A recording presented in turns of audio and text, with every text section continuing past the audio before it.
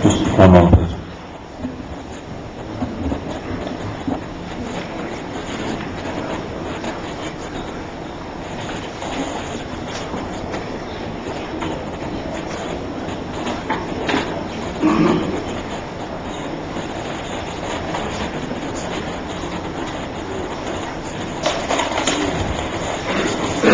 Okay, what that discussion was about is kind of strategizing for the remainder of the day. We just sent out our lunch order. I'm sure that other people would like to break for lunch as well.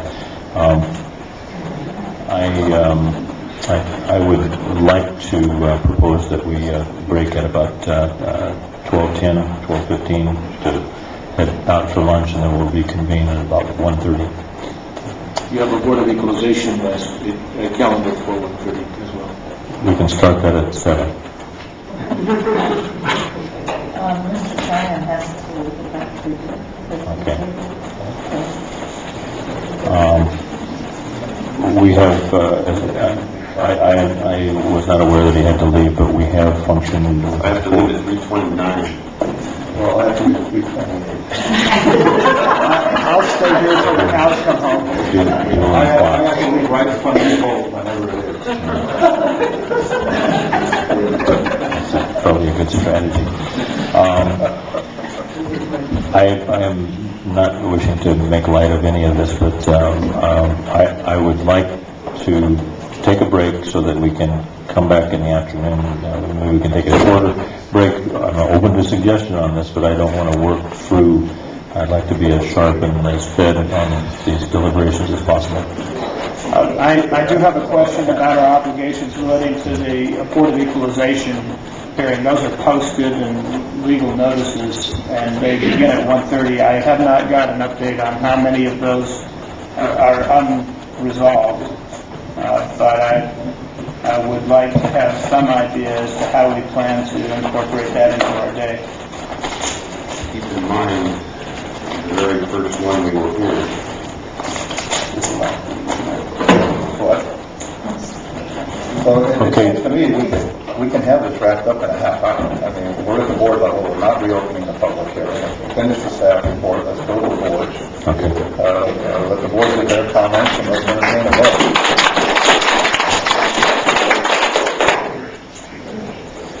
All right. And then all the comments are. But okay, I asked some questions for clarification on the traffic. Does anybody else have any issues on that? Okay. Anybody have any questions of Shaylin? Shaylin, at the onset, you said that County Council was going to give us some instructions or what do you have? Yes, Janice Elliott. I'd like to go over the statement of overriding considerations because that's what I was tasked to focus on. And I gave you a packet. The top of the packet has the actual CICLA guidelines section. Excuse me, Janice, I do have one question, Shaylin, before you start. I'm sorry, I didn't speak up. I talked to Shaylin yesterday about some wording in the discussion on the impact of 3.2-3. Correct, on the air quality issue. And the air quality issue. We are going to change the wording in here. Correct. The wording should have been would rather than could in that interpretation, which that it would result in a significant and unavoidable impact. And that will be changed. And we have it marked. That's on page 3.2-21, and it is under impact 3.2-3, the third paragraph, last sentence, and we will correct that in the EIR. Thank you. Okay, I put together a packet for you. The first page is the actual CICLA guidelines discussion about what a statement of overriding considerations is.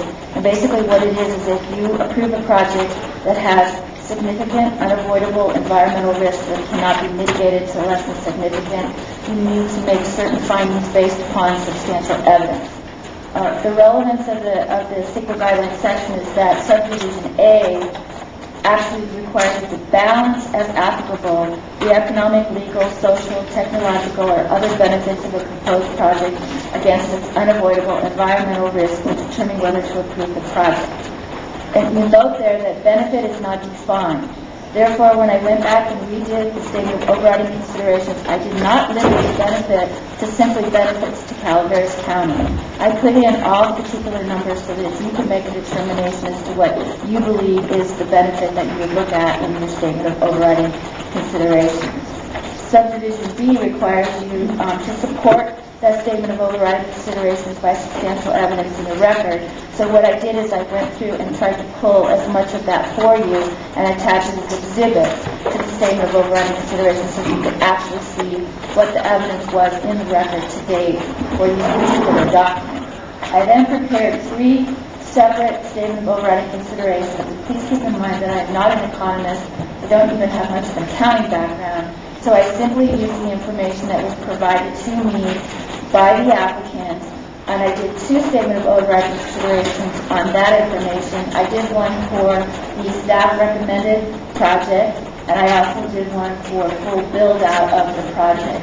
And I also prepared a 3rd statement of overriding consideration based on the, and I wouldn't call it economic study, but it was a review of the applicant's economic study that was presented to the board by Mr. Carcieri.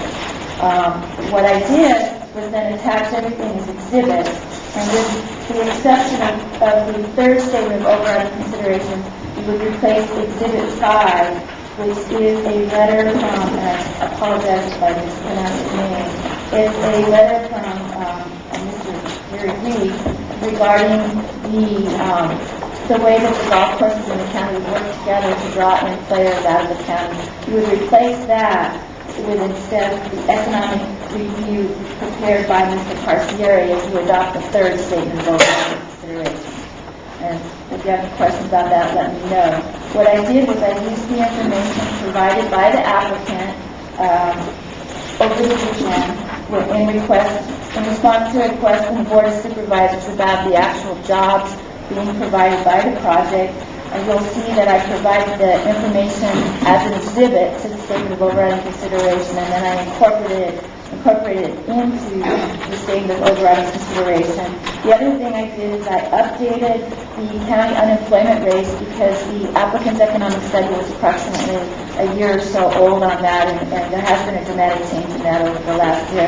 And I did provide you the evidence off the state website for that as Exhibit 1. Exhibit 2 is the information that I received from the applicant regarding the project and the local benefits of the project. Exhibit 3 is the applicant's economic study that was submitted to the Board of Supervisors on April 10th, and you'll note in the emails that that was an updated economic study. It's undated, but one of the emails notes that that was redone in April of this year. Exhibit 3 is the applicant's economic study. Exhibit 4 is some information regarding the county sales and use tax rates, which was the subject of discussion. The current sales tax rate is 8.25% after the recent 1% raise. The county gets approximately 1% of that. I attempted to redo the numbers wherever applicable using the revised 8.25%, and hopefully I got all those numbers right with my little calculator. In any event, I also did verify that golfing per se, meaning the round street, is not a taxable event currently in the state of California. It was being discussed as part of the budget package, but it currently is not taxable. And the applicant did break out for you the difference between the taxable portion of the $125 fee and the non-taxable, and I used the taxable portion, which is $55 in the numbers. Exhibit 5, for the first 2 statement of overriding consideration, is again a letter that you received from Mr. I probably mispronounced Reed, that addresses the type of project it is. There's other evidence in the record that you've heard, verbal evidence about the high-end play anticipated here, the fact that it will be $125 and that golfers will be willing to pay that amount. And this is just some supportive statements regarding what type of project this will be. Exhibit 6 is there were some questions and concerns about exactly what the Audubon International organization is. So I did provide additional information off their website. They do have a certification program, and you'll note that attached to Shaylin's supplemental staff report, there was other information provided by the project's land use conservation manager about this program. And it is a certification, and golf courses do participate in it, and it is basically a way to get a certification from the society, which is not related to the Audubon Society. That's been made clear. But it is a step in certifying certain environmental benefits from the project, and that is one of the things that's included in the statement of overriding considerations. For the statement of overriding considerations based on Mr. Castier's report, I attempted to use his numbers as much as possible with a much lower fee for a round of golf and other various numbers that he gave me. There were portions of his review that did not review other aspects of the applicant's economic study, and where I didn't have any information to change that I kept the same, particularly with respect to property taxes or information like that. So I did prepare 3 based on the information in the record, and you're free to move evidence around or find additional evidence you ask us to incorporate into any of these statements of overriding considerations. So if you have any questions, I'll answer them for you. The member of the board have questions of county council? Chairman Thomas, I'd like to add one more thing. The board, staff requests that any project approval except certification of the FEIR be addressed in a motion of intent to allow staff time to finalize the necessary findings, resolutions, conditions of approval, and other related documents due to the extensive nature of this project. Okay, would you mind repeating that? So we are asking that if the board requests, if the board is going to approve any aspect of this project except for certifying the EIR, that be addressed as a motion of intent rather than a direct vote, which will allow staff time to come back to the board in 1 to 2 weeks with all of the necessary findings, resolutions, conditions of approval, and so forth, adjusted to match the board's decision for your final approval on that project. Okay, if everybody understands. One other thing I forgot to mention in the statement of overriding considerations, based on the language in 15093A that requires you to balance the benefits against economic impact, I did delete anything that was related to a mitigation measure, such as payment of rent fees and Valley Springs benefit basin fees, as I felt those were intended to mitigate the impacts of the project and cannot be considered as a benefit of the project. So that is another difference from the statement of overriding consideration that you had in the past. Okay, I see that our acting assessor walked in. We were concerned about this afternoon session. Ms. Davis, can you enlighten us about what we're looking at? And Mr. Chair, honorable members of the board, let me tell you that this is why we like having your meetings across the intranet, so that we can monitor. When I heard your concerns issued, I came running over. That's by my physique. That's not something I do very often. We have 13 hearings scheduled this afternoon. Not one of them has withdrawn. We have 2 that I think are fairly straightforward and should take a matter of seconds to dispatch. But we do have one appellant who advised the clerk of the board this morning that he expects this hearing to last 2 to 3 hours. Of course, the conduct of that hearing is solely rests with the board. I'm just telling you what we've been told at this point. Happy to answer any questions you've got about it. I would remind you that a Board of Equalization hearing requires 45 days notice. We have not requested any continuance on our part for any of these. My chief appraiser is out with respiratory ailment, but I'm confident my appraisal staff can deal with the issues this afternoon if the board keeps this meeting on schedule. I would suggest we quickly work through lunch and try to resolve this issue. So we'll see you at 1:30? 135. Yeah, we'll be there, but not so well. Okay. Give us a little bit of flexibility on that. If you would, please. Okay. We have a public hearing that is closed. However, there are some significant clarifications that I would like to hear from the state's ag advisor, Mr. Churches, to give me some background upon which I can make my decision based on the relative values of this ag land. So that seems to be one of the primary considerations. So, Mr. Churches, welcome to the Board of Supervisors. As you've been following this project, and I understand fully that you're not prepared to give a nod one way or the other for approval or disapproval on the project. So my questions for you, and I'm sure that other members of the board may have questions as well, but they're intended to give me some clarification on this thorny issue about what CEQA apparently,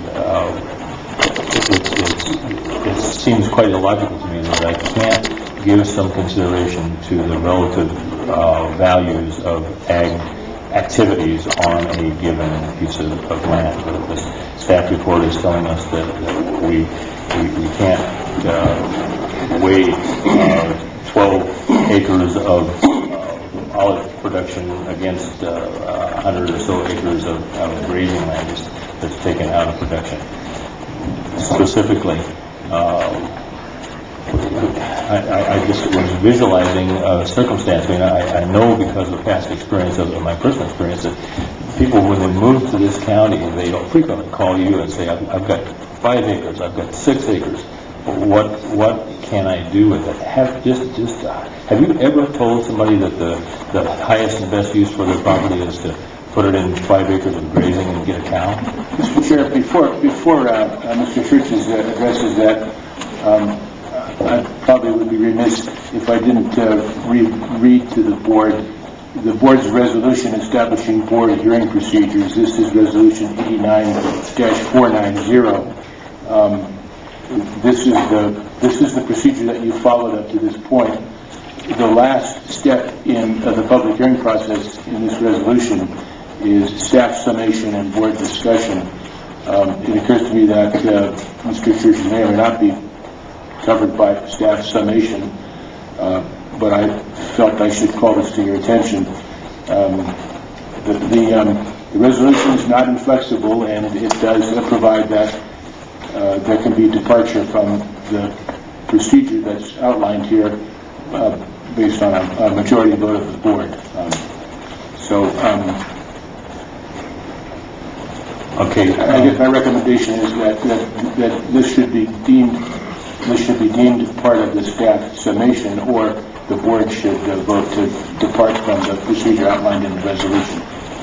Well, maybe I was being too broad in my definition of staff. I mean, this is our county's most esteemed expert on agriculture.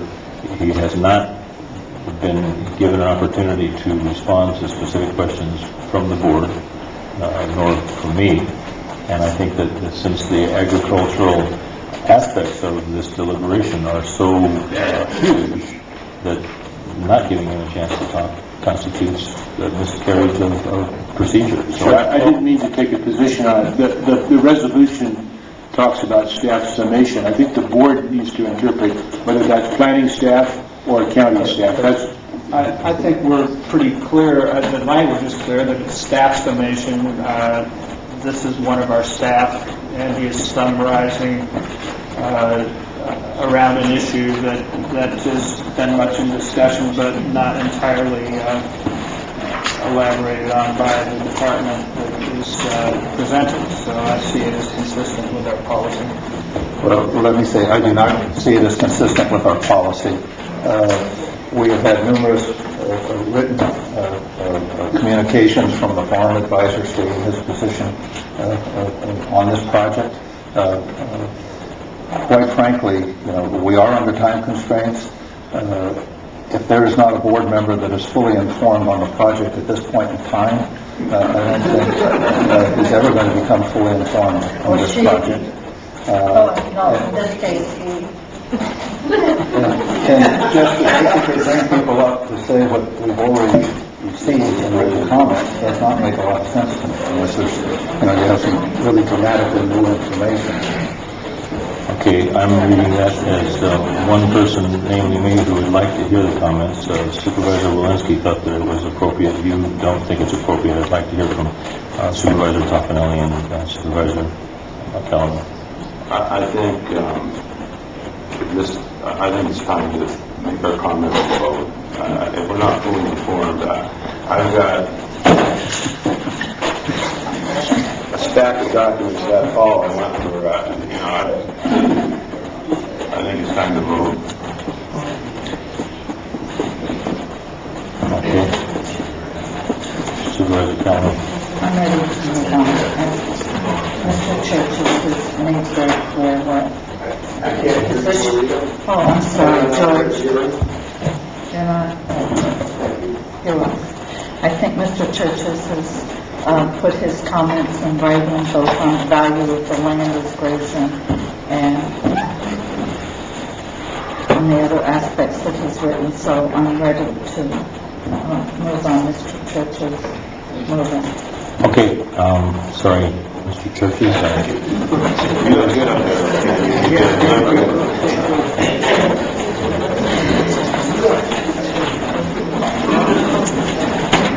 Okay,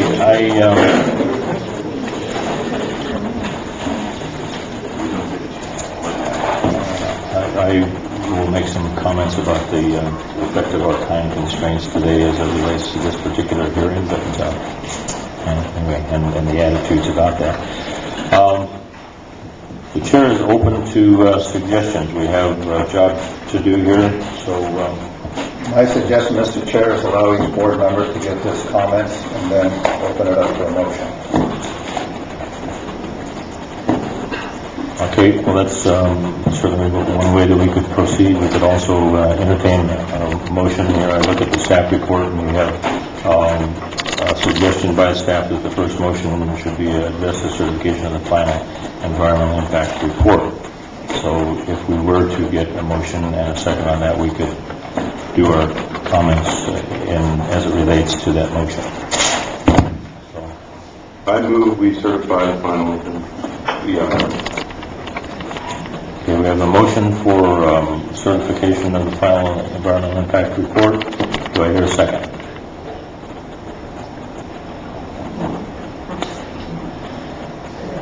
Okay. I would suggest we proceed along the lines that Supervisor Tryon just proposed. I'll give my comments. But you want me I'm going to give my comments on the entirety of the project since I think they're interrelated. And let me just, I don't think everyone understood, and George asked the question earlier on Shaylin's comments. The board will take no official action today, because any action the board takes today has to have a rather complex and thorough set of findings to support that action. And staff, in preparing for this meeting, was not able to prepare a set of findings for each and every possible outcome that the board could come out of this meeting today. So what staff has asked is that the board do a motion of intent for certifying the EIR or not certifying the EIR, and then a motion of intent to do whatever the board wishes to do with the project. It will come back in 1 week's time, and staff will then have the appropriate findings given the board's direction today. So that's basically what's in front of us, and I think that's fair because staff worked all weekend putting together a whole other supplemental set of information that was available for the board today, and there's too many possible outcomes to have generated a set of findings for all. So I'll give my comments, and quite frankly, for the amount of effort I've put into this project and the amount of, what do I want to say, sort of anxiety that I have invested in this project, in the final analysis, it actually is I finally reached the conclusion that this, for me anyway, is a fairly simple basis to make a decision. And as probably many of you know, I'm a very strong advocate of doing development on infrastructure. I've been probably the board's strongest advocate for having development on infrastructure on this board for some number of years now. The board basically said that you can't build a single-family residence if you don't have sewer and water, public and a road to county standards on anything less than a 40-acre parcel. In other words, you have to have 40 acres if you don't have infrastructure to build one resident. You can't do a 2-lot parcel split unless the road's up to county standards. And so as I look at this project, and this is, I guess, where I started initially, there basically is no infrastructure. There is no public surface appropriated water, there is no sewer, and quite frankly, in my opinion, the roads are not up to county standards now, and I don't think they will be as a consequence of the project. I searched long and hard to try to see if there was some way to cut the baby, so to speak, and have, staff's recommendation or some other type of recommendation to allow some type of project to go forward. I finally came to the conclusion that there's really only 2 actions, in my opinion, that make any sense before the board, and that is to approve the applicant's project in its entirety as requested, or to deny the project. I don't think you can split the baby on this project because the economics don't work. And whatever you're going to do to allow this to be to have economics on a golf course project such as this, you're going to need to grant the entirety of the entitlements requested. If we split the baby, then we're just going to, in my opinion, have never-ending problems, because the applicant, by economic necessity, is going to have to keep pushing the envelope. If you look at what staff is recommending, which is the recreation zone, I find that to be a totally inappropriate zone to put this project in. That zone basically allows for health clubs and recreational centers. Allows for a concession stand, which is undefined, so nobody will be arguing that indefinitely as to what a concession stand is and what a square foot restaurant is. It allows timeshares, so you could go out there as a permitted use because it wouldn't require a zone change, and just put in all the timeshares you'd like to put in. And so, to me, that is not acceptable. And so I just came to the conclusion it's either all or nothing, and I don't think splitting the baby works. I do have, people keep talking about rounds of golf. Well, I think that's, quite frankly, a ludicrous way to try to control a project. We have no idea how many rounds of golf are going to be played out there, and there's no way of verifying independently how many rounds of golf are being played. So I don't think that works. I will also say that I don't find golf to be a compatible, I don't know that it's so pertinent to where we are today, but I do not find golf to be a compatible use with agriculture, with or without a conditional use permit. I don't think there's anything about golf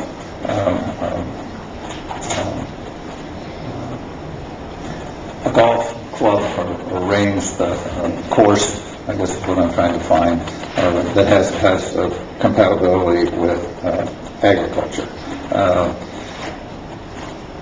I would also like to just, in ending, sort of bringing my comments to a close, talk about a little bit about why we are here. I find it, I feel like I can almost get angry over the fact that we're even here, and how did this ever get to this point, without any entitlements, without, et cetera. And a lot of people say, well, it's county staff, and maybe there is some